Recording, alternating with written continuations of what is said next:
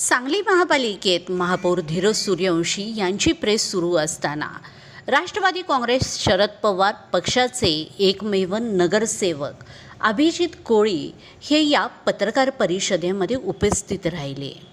त्यांच्या उपस्थितीने मनपा क्षेत्रामध्ये उलटसुलट चर्चेला उधाण आलेले आहे। तेही भाजपमध्ये सामील होण्याची शक्यता आहे का, अशी जोरदार चर्चा सुरू झाली।